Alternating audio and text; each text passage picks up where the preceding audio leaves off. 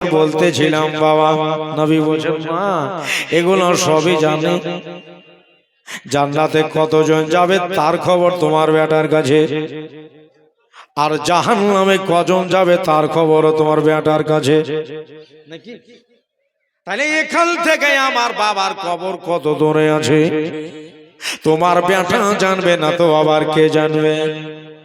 সুবহানাল্লাহ। বলল মা আর ছেলে হাঁটতে শুরু করলো, ও মামা লাগাম ধরে টেনে নিয়ে যাচ্ছে। দোয়া করে পেছন দিকে তাকিয়ে দেখতেছেন ওই মদিনার আপনার ছেলেরা আমার পেছে দাঁড়িয়ে, ছেলেগুলা বলতেছে হায় আল্লাহ, মেলা সন্তান দেখেছে আমার মদিনার বুকে, কিন্তু এই মুহাম্মদ সাল্লাল্লাহু আলাইহি সাল্লামের মতো ছেলে আমি দুনিয়াতে কোনোদিন দেখিনি। বাড়ি কোথায় গো? নবী আমার বলেন বাড়ি হলো মক্কা। বলতেছে তোমার বাবার নাম? বলে আমার বাবার নাম আব্দুল্লাহ, আর আব্দুল্লাহর কবর হলো এটা। সুবহানাল্লাহ বলেন নাকি? বলে আর এটা হলো মা, আমার নানা নানির দেশ হলো এই মদিনাতে, আব্দুল ওয়াহাব জোহরি আমার নানা। ও তাই নাকি? বলে হ্যাঁ। এদিকে ছাগল থাকলো বড়া, কার ফসলে যাবে কে কোন দিকে যাবে এদিকে আর খেয়াল নাই, চললো আমার নবীর পেছনে পেছনে। ছেলেগুলো ছাগল ঘোরাতে আর গেল না, নবীর পেছন পেছনে আপনার চলে যায়। বলছে আয় তোরা দেখবি তো, আই রে আমিনার সাথে সুন্দর এক ছেলে, ওরে চাঁদি দাগ আছে কিন্তু আমার নবী মুস্তাফাতে একটু দাগ নাই। সুবহানাল্লাহ। একবারে আব্দুল ওয়াহাবের বাড়ি পর্যন্ত গেল। আব্দুল ওয়াহাব সাহেব বলল বাবা আমার বাড়িতে আমার মেয়ে এসেছে রে, আমার নাতি এসেছে, এখন তোমরা সবাই চলে যাও, পরে আবার এসে দেখে যায়। ভেতরে ভরে দোবার বন্ধ হয়ে গেল। দোবার বন্ধ হয়ে গিয়ে থাকতে লাগলে নানা নানের বাড়িতে আরাম আসে। সকাল হয় তখন আপনার মদিনা ছেলেরা চলে আসে আমার নবী মুস্তাফাকে দেখার জন্য। বলেন না সুবহানাল্লাহ। কার না ইচ্ছা হয় দেখতে? নবীর কথা চাঁদেও শুনে, জোরে বলেন একবার। নবীজির কথা সূর্যেও শুনে, বরেন হরিণীতেও। ওই যে হালিমার বাড়িতে যখন বড় খাসিটা ধরে নিল, নবী আমার বলো কোন বাড়া একটু সাহস দে যে আমার হালিমার ছাগল ধরেছে। কোন বাগির এত সাহস হয়ে গেল, আমারে চিনল আমার দুধমাকে চিনল না। নবী নিজে বনের ভিতর থেকে দুধমার ছাগল নিয়ে এসেছে। একদিন দুদিন তিন দিন 4 দিন 5 দিন দিন কেটে যায়। মোটামুটি 26 দিন বাবা মদিনায় থাকা হলো। আমার দেওয়ানা ভাইরা, আমার মাস্তানা দাদারা, আশেপাশে বসে থাকা শুননেওয়ালে মা বহিনেরা, দিদিরা রে, আমার আমিনা কথাটাকে ভালো করে মনে করে রেখেছে। কোন কথাটা? বলল যে আব্বা গো আমি 1 মাসের 4 দিন আগে বাড়ি চলে আসবো, তো 1 মাস পার করবো না। সুবহানাল্লাহ বলেন। তোমার আমার বহু বিটি বলে ভুলে যেত, কিন্তু আমি না আর যেখান থেকে কথাটা কিন্তু যায় না। মাইমা গোয়াল থেকে উঠলে বাহির করে দাও, আজকেই মক্কায় চলে যাব। সুবহানাল্লাহ। গোয়াল থেকে উঠলে বাহির হয়ে গেল, মাইমা রেডি হয়ে গেল, আমি না বের হয়ে গেলেন। নবীকে সাজিয়ে গজিয়ে দিয়ে মা বাবার বাড়ি থেকে খাওয়া দাওয়া করে শেষ বিদায় বিদায় নিয়ে আমিনা আজকে মক্কায় রওনা দিচ্ছে। গাড়ি নাই, ঘোড়া নাই, ট্রেন নাই, বাস নেই, লরি নেই, টেম্পো নাই। আপনার এই 500-550 কিলোমিটার পথ পাড়ি দিয়ে তাদের যেতে হবে। এখন রাত লাগবে কি ভোর হবে আল্লাহ ভালো জানে।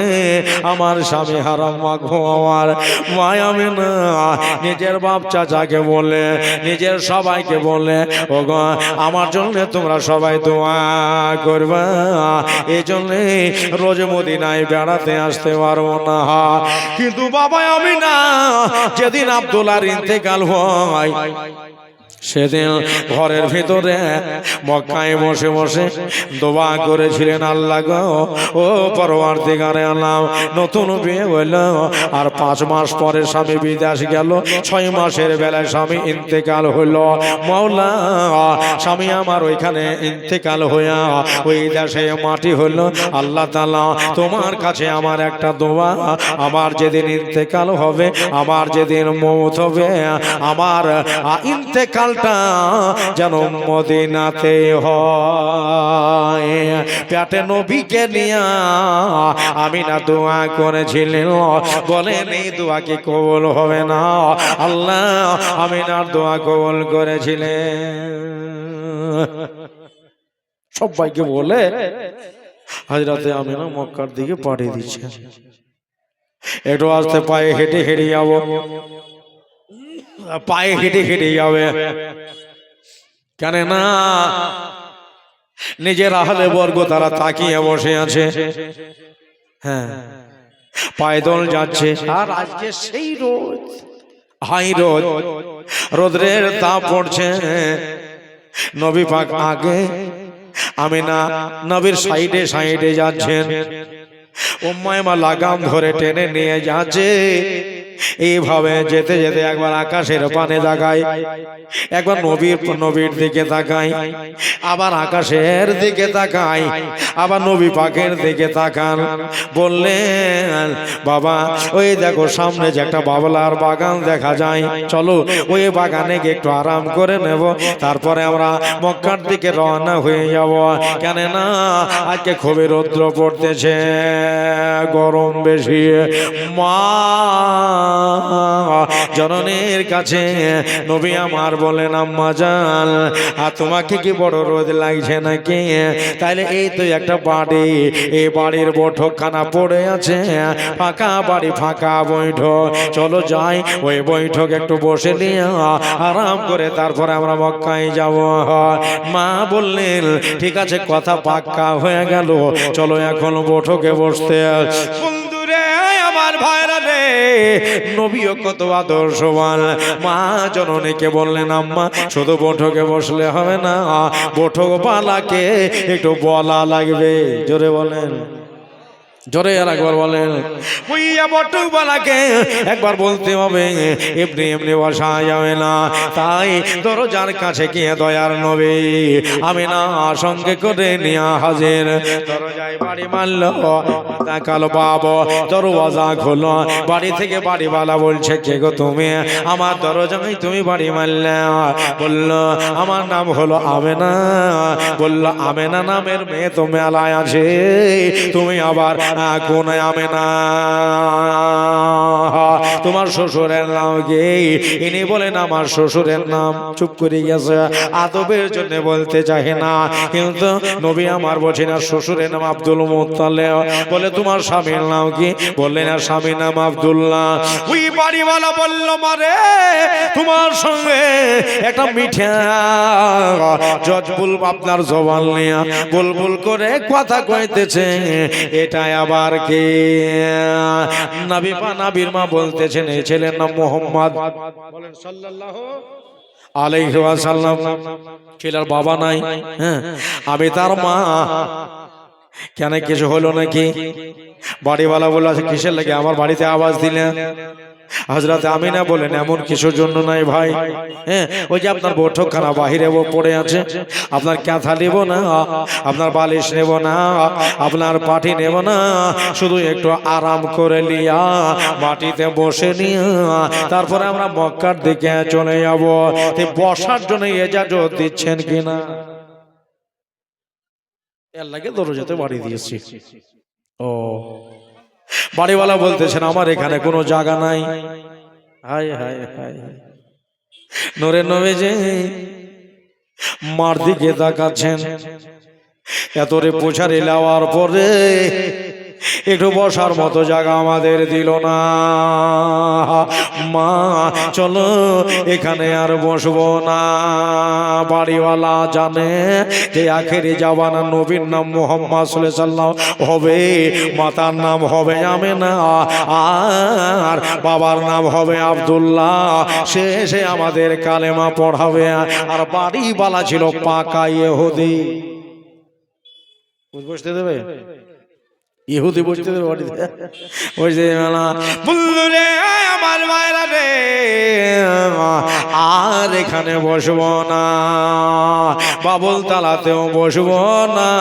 চলো এবার উঠে চড়েলে, উঠে চড়তে চড়তে মায়ার বেটাই বলা বলে করছে।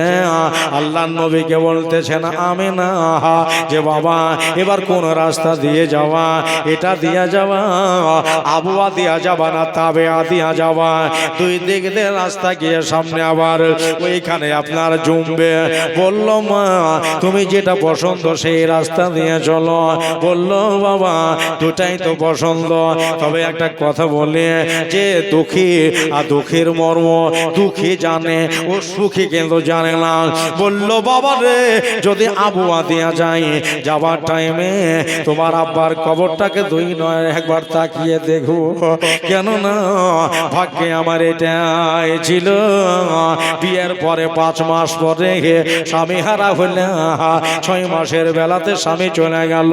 বলল দেখতে পেলাম না তো কি হবে, এটুকু দূর থেকে তাকিয়ে কবরটা দেখি, তারপরে উঠে চড়ে আমরা মক্কায় যেতে, তাছাড়া অন্য কিছু লেগে লাই বাবা।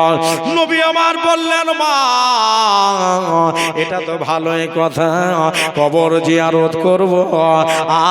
আর কবর জিয়ারত করতে কত ভালো লাগে, যিনি দুয়া করবে সেও নেকি পাবে, যে যার জন্য দুয়া করবে সেও নেকি পাবে। যদি বলেন সুবহানাল্লাহ। চলতে লাগলো, এবার আব্বা জানের কবর দেখতে দেখতে চলে যায়, উঠে আর চড়া হইল না। হেঁটে হেঁটে তারা বাবা চলে যাচ্ছে। কোন রেওয়াজ বলতেছে উঠে বসে তারা গেছিল, ওই জায়গায় নামলো। বন্ধুরে এবার দেখা গেল আমার আমেনা রাদিয়াল্লাহু তাআলা আনহার এই পেটের ভেতরে কি যেন কুলকুল করে একটু ব্যথা উঠে গেছে। এটা অন্য কেউ নয়, এটা হলো আমার নবী পাকের মা, এটা অন্য কেউ নয়, এটা কাবার আম্মা জান, এটা অন্য কেউ নয়, এটা হলো আব্দুল্লাহর বিবি সাহেবা। বন্ধুরে দেখেন তাকিয়ে আমার আমিনা বলতেছিল বাবা আমার পেটে যেন গুনগুন করে ব্যথা উঠেছে। বলে মা তাহলে কি তুমি যেতে পারবা না? বলল বাবা আমার মনে হয় তোমার আব্বার কবরের কাছে আমি যেতে পারো না, আমাকে এই জায়গায় বসিয়ে দাও। ওই দেখো কবরের কাছাকাছি হয়ে গেছে, আর একটু গেলেই কবর পেয়ে যাবে। আমার দাদারা তাকিয়ে দেখা যাচ্ছে। আমার দয়ার নবী বললেন মা তুমি তো এখন নিচে হাঁটতেছ, ওই দেখো একটা বাবলার বাগান, ওই বাবুল তলায় গিয়া তোমাকে বাবুল গাছে হিনানা দিয়া বসিয়ে দেব। আর তোমার 6 বছরের বেটা আমার আব্বার কবরের কাছে গিয়া একটু দোয়া চাবে, একটু দোয়া করে নিয়ে তারপরে উঠে চড়ে মক্কায় পাড়ি দিয়ে দেব। তাই করা হলো, চলে গেলেন আপনার বাবুল তালায় গিয়ে আম্মা জানকে হিলান দিয়ে বসিয়ে দিলেন।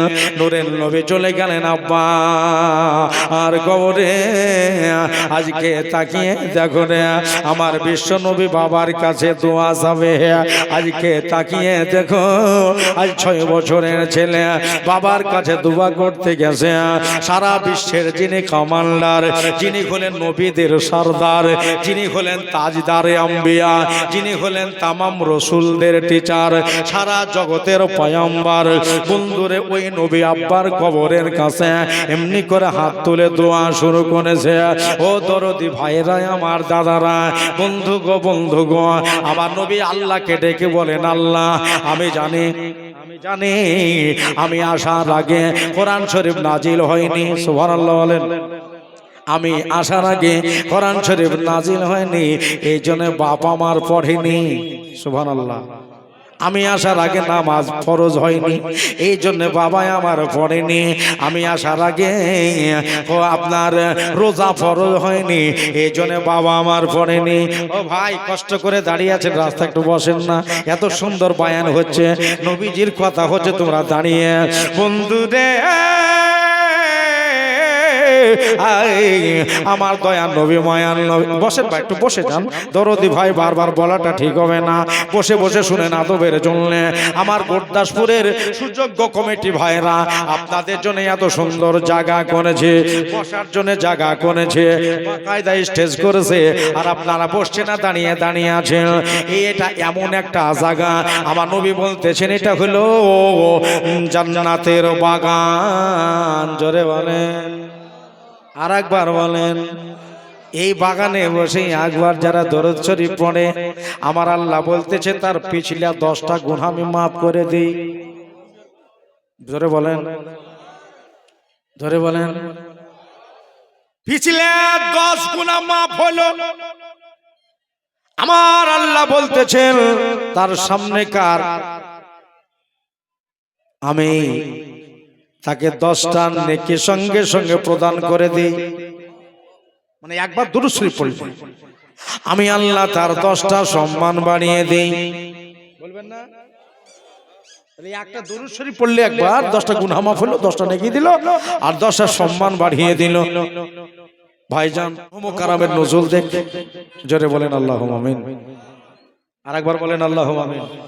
আল্লাহ রাতের আধারে দিনের আলোতে যত পাপ করেছে আল্লাহ তুমি মাফ করে দাও। বলেন আল্লাহুম্মা আমিন। হ্যাঁ, কেউ তো জানে না কখন কি করেছি, আল্লাহ তো ভালো জানে। আমার দাদারা বলল, বাবা ধোঁয়া চলছে ওই মদিনার কবরস্থানে, নামাজ ফরজ হয় না, রোজা ফরজ হয় না। ওই টাইমে তবে আল্লাহ আমি জানি আমার বাবা কোনোদিন লাত উজ্জার নিকটে মাথা নত করেনি। তবে আমার বাবা মানুষ, যদি কোনোদিন সাকিরা গুনাহ করে থাকে আল্লাহ তুমি ক্ষমা দিয়ে দাও। কে দুআ করে রে আজ মদিনার কবরস্থানে? দুআ চলছে। আল্লাহ বললেন, হাবিব আপনার বাবার জন্য দোয়া করতে হবে না। জোরে বলেন, দোয়া করতে হবে না। আমার দাদারা, আল্লাহ রসুল কাঁদতেছেন, চোখ দিয়ে পানি ঝরে যায়। আমার মায়ার নবী কাঁদছেন, দয়ার নবী কাঁদছেন, চোখ দিয়ে পানি পড়তেছেন। আমার আল্লাহ বলে, ইসরাইল তাকিয়ে দেখ, নবী পাক কাঁদছে। আমার মায়ার নবী কাঁদতেছে, চোখের পানি বেরিয়ে যাচ্ছে। ছোট্ট ছেলে যদি কানে, নিজেকে মায়া লাগবে। ইসরাইল রে, এক কাজ করো, ওই দেখো নবী দোয়া করতেছে, নবীর মা হাত তুলে আমিন বলে শামিল হয়েছে। হায় হায়, নবীর মাও কাঁদতেছে। উম্মে আয়মান দড়ি নিয়ে হাতে এমনি করে হাত তুলে দোয়া শুরু করেছে। কেঁদে যায়। আমার আল্লাহ বলতেছেন, ইসরাইল যা